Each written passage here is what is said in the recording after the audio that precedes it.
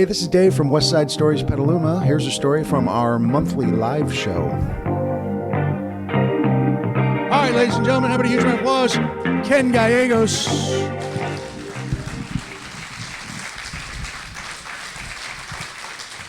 you, sir.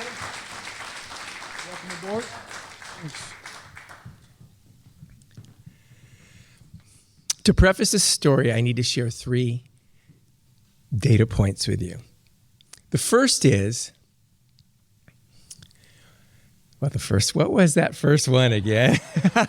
The first one is that I am an original member of the Charles M. Schultz Museum in Santa Rosa, which just means that you get a little card every year, and each year that you renew your membership, you get a little character pin, and these are one-off pins. So that's one data point. The second data point is when you volunteer for the museum, which I started doing in 2018 when I retired, you start off with just a very plain yellow vest that covers your white shirt. When you hit 500 hours, you get a personalized vest that has your name on it and then a character, your favorite character. Mine is Linus. Okay. The third data point, hold on to those 2. The third data point is everyone who knows me, Dave especially, knows that since I was a young child, have been a huge Elvis fan.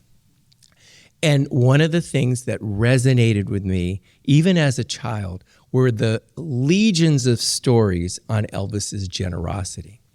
And I could go on and on about this, but if you ever want to hear a representative story, I would suggest Googling Bobby Wilson, who was Jackie Wilson's son, and he tells the story about when his father was kind of at the tail end of his career and had some money problems. He was performing in 1975 and he collapsed on stage and had a stroke. And by the time they got to the hospital and he needed care, the family found out that Elvis was paid for all his hospital expenses and did so for the remainder of his life. So those are the 3 data points. They'll make sense as I tell the story. After the pandemic, we reopened at the museum. Coincidentally, I had just received my 500-hour personally monographed Linus emblazoned yellow vest. And with those 20 character pins that I had, those one-off character pins, I just festooned my vest and covered all of them, put them all on the vest. And in my role as a greeter, I'm one of the first people that the guests see. The first person is the cashier, and then me. As we reopened, it was kind of slow, but then we started to pick up and families started to come back with their children. There was one little four-person family, a mom and dad, and 2 adorable little girls. I think they were probably about 7 or 5.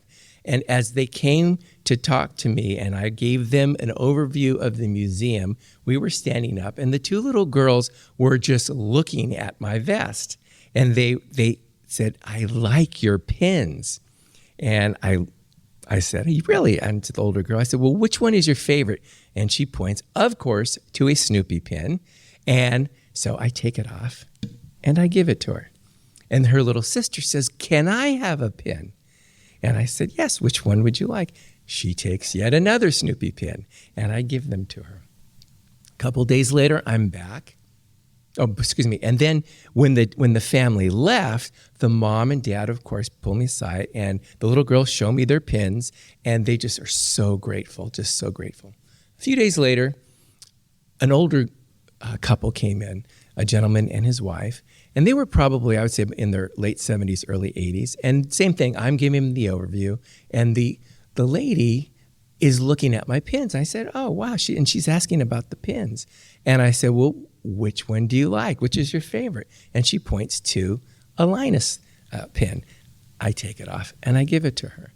And she just can't believe it. She's just really overwhelmed. So much so that when they left the museum, she comes up to me and she's in tears and she gives me a hug. they leave. And at that point, the two cashiers, one of them named Faith, the other one named Misty, they call me over and they say, Ken, are you giving away your membership pins? I said, yeah, I gave them to little girls a few days ago and just to the lady. And they said, well, those pins are one-offs. You can't get any replacements for them. We do have pins, but those are one-offs. Why do you do that? And so I said, well, first of all, I tell them the Elvis generosity story. But then I said, in my mind, I'm thinking that maybe someday those two little girls, maybe they'll throw the pin away in a couple of years, but maybe when the older girl goes to college, she might have that little pin and put it on her dorm, in her dorm room on the dresser. And the same thing with the little girl. I said, and maybe the older lady who I gave that pin to, I know that people like my grandmother saved those things. So that's going to become an heirloom, which will probably be passed on down to her daughter and then maybe her grandchild. So I said, so these are the kinds of things that I think about.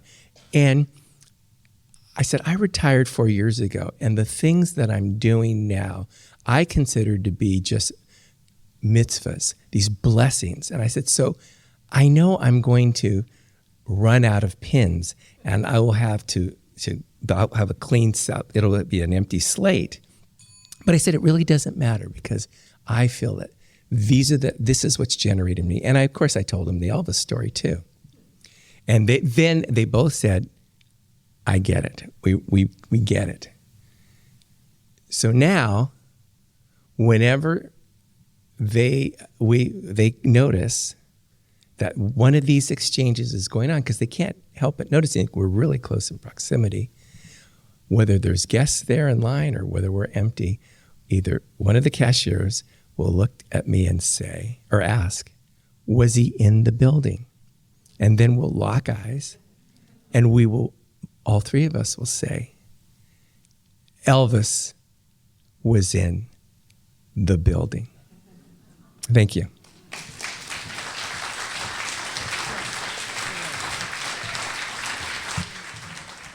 Ken Gallegos, ladies and gentlemen, one more time for Ken. Thanks for listening. You can follow us on social media at Westside Stories Petaluma or purchase tickets for our first Wednesday of each month on our website at DavePokornyPresents.com. That's DavePokornyPresents.com.